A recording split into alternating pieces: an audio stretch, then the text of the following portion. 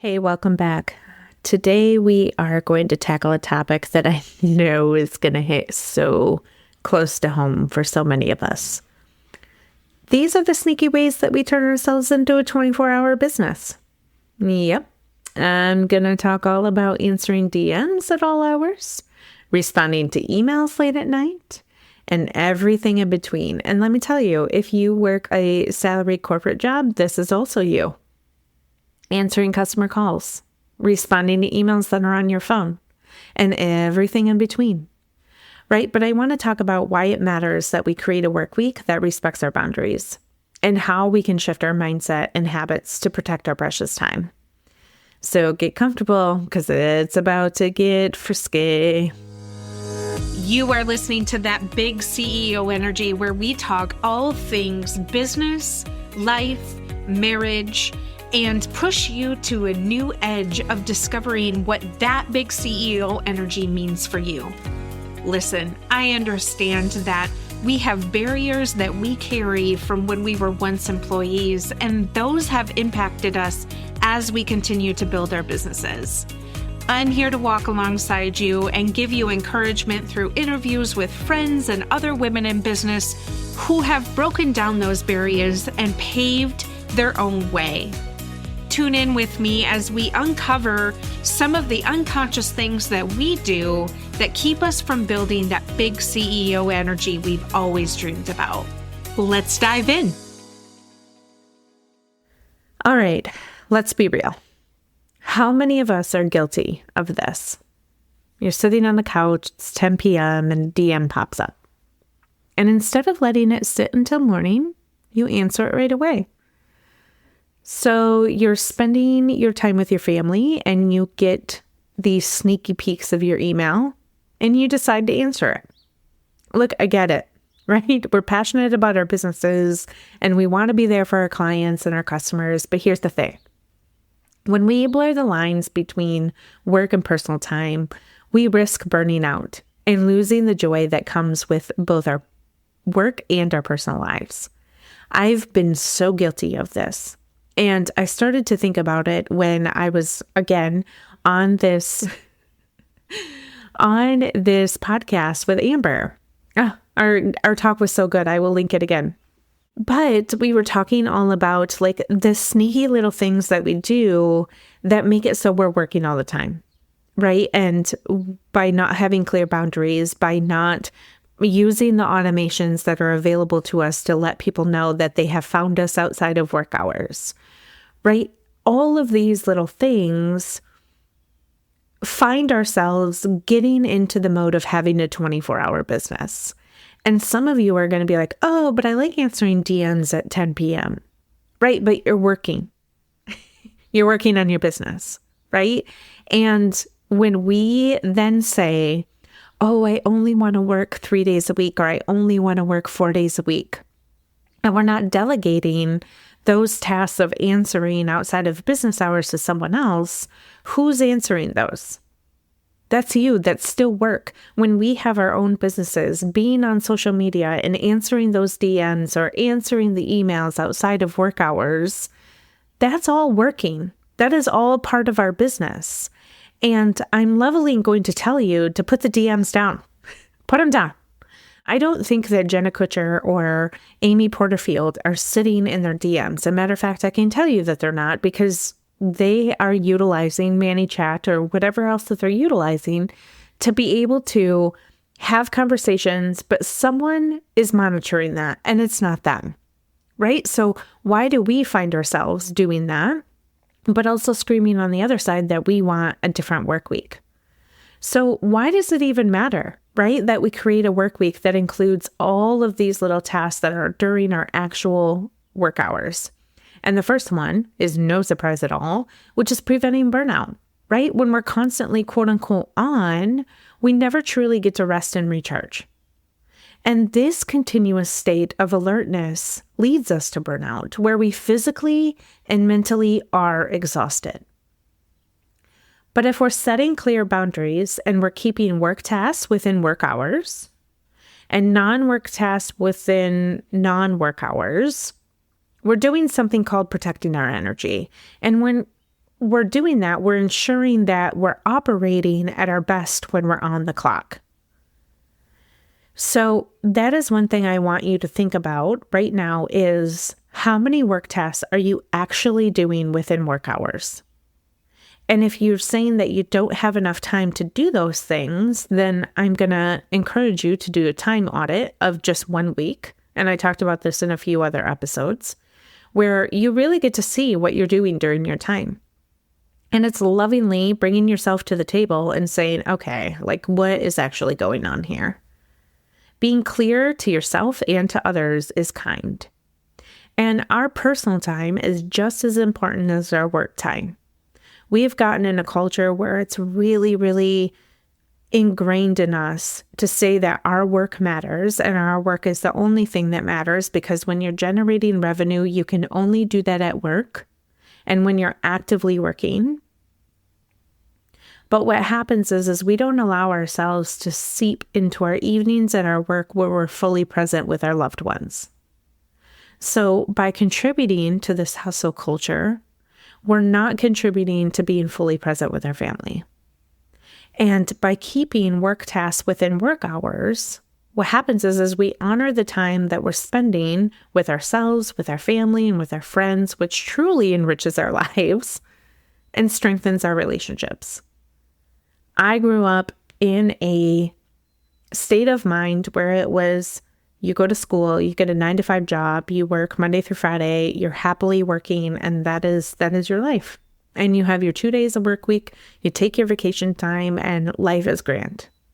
And I'm here to tell you that it is really easy to cultivate a business that is 24 hours, even when you're mentally checking out and checking into your business DMs or whatever that is. Because we get caught up in the fact that we're not working as hard as everyone else. And so contrary to what we might think, working around the clock doesn't necessarily mean that we're more productive. In fact, studies show that we're more productive when we have clear boundaries and we allow ourselves time to rest. But by creating a structured work week, we're more focused and we're more efficient during our working hours. So when we respond to messages and emails at all hours, we set the expectation that we're always available. So that is why you get super, super burnt out when Sally Sue, your client, is constantly sending you messages and you're like, I'm done. I don't know why she's always messaging me. Well, she's probably always messaging you is because you've been answering your DMs outside of work hours. You've been sending her emails outside of work hours. And this can lead to clients and customers expecting an instant response, which adds pressure to you, right? And it disrupts your personal time. So by establishing and communicating our work hours, we set healthy expectations and boundaries. And listen, it is not lost on me that I used to do this as well, but I'm getting really, really better. Like, for example, Thursday, when I'm done with my workday, I remove any apps off of my home screen of my phone so I don't see the notifications, so that I'm not coming back and checking them again until Monday. Voxer is one of them. WhatsApp is another. And then I also toggle off my business email. And I haven't yet, but I should put on an auto office that says, hey, you've reached me outside of business hours. This is when I'm responding. If it's super urgent, which nothing is, unless you are a first responder in life, or you're a doctor, or you're on call for something, nothing is urgent, okay? And so for me being on the other side of that is, if I'm reaching out to somebody after hours and expecting a response, I have to check myself. I don't need to be creating a fire where there's no fire to be had. And so same true, there is no fire for you to put out where there is no fire to be had. So we have clear structured work week. We're more focused and we're more efficient during work hours. That doesn't necessarily mean that if you are friends with one of your clients and, you're showing pictures of your family or whatever that is, that's different. But when you're talking about business outside of those hours, absolutely not.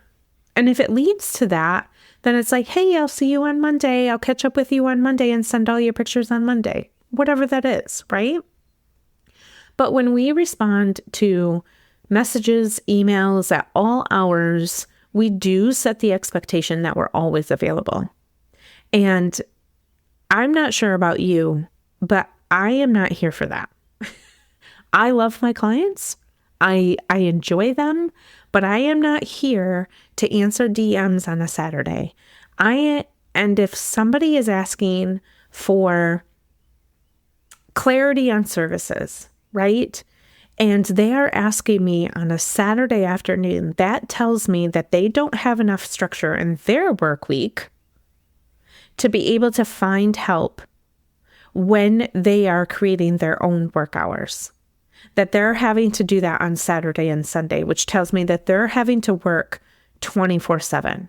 Now, I will answer them on Monday. And if it's a good fit, we will proceed in that I know that's the first thing that we need to work on, right? But you can't get there unless you define what your work hours are. And this might mean a traditional 9 to 5, right? Or it could be a different schedule that works for you. Some people take off Fridays and work Saturdays. So, you just have to figure out what works best. But the key is to be consistent, right? To be consistent, write it down, share it with your team, communicate it with your clients and your customers so that everybody knows when you're available and when you're not. That's just it. That's the key to being and having boundaries, is to be consistent and sticking to those with yourself. But leveraging technology to be able to help you maintain boundaries is another thing. So setting up, I just mentioned this, right? Setting up autoresponders for emails when you've received them outside of work hours, letting people know like when they can expect a response. Use social media scheduling tools to manage your posts and your interactions. That's becoming a thing. So this way you're still engaging without being constantly on your phone, right? There are tools that you can use, and it takes a little bit to find what tools suit you, but there are tools that you can use to be able to help you along your way. It's not an all or nothing. It's just you having to research them and figure out what's going to work best. But if you're working from home, the most simple thing that you can do is have a dedicated workspace, whether that's a desk somewhere, whether that's a full office, if you're afforded the opportunity to have that in your home. I have an office that is just a separate bedroom that we don't use, but it helps me to mentally separate work from personal time. So like when I'm done on Thursday, I shut my door and that's it. Unless I have to get on my computer for something personal, or my husband has to use my computer for something, I don't walk back in here until Monday. And so when you're in your workspace, you're in work mode, right? When you leave it, you're off the clock. It's that easy to create a workspace so that your brain toggles on and toggles off. But this physical boundary can help you reinforce work hours if you're really struggling. So it takes a little bit of finesse, but just as you schedule your work tasks in your work section, you also have to schedule your downtime that is away from your desk. So blocking off time for your calendar for rest, right? Treating these blocks as non-negotiable appointments for yourself is crucial. And when we are shifting habits, it takes a little bit of time and effort, right? We have to practice mindfulness to be able to stay in the present and remind ourselves why these boundaries are important, but we also have to be compassionate with ourselves. Like if you slip up and check an email outside of work hours, acknowledge it, but then gently guide yourself back on track. And having compassion with just like the transition of life is super, super easy when you know that you have scheduled blocks and that you are able to easily get back on track. I want us to be able to commit to honoring our time and creating a work week that respects our boundaries. And it's not about being less dedicated or less passionate. It's about being smart with our time and taking care of ourselves in our downtime so that we can show up for both our businesses and our personal lives. I want us to be encouraged by the fact that not everybody channels the word success by hustle culture. And it doesn't have to be an all or nothing. It can be you figuring it out and figuring out what works best for you. And if you're struggling, let's have a conversation about it. I'm not perfect in my work week at all. But what I would say is I have gotten really, really good at understanding what my boundaries are and what my mental capacity is. And so that would be my encouragement to you, is to really become a detective in your own life and understand what is working for you and what is not, because that is half the battle, my friend. Until next time.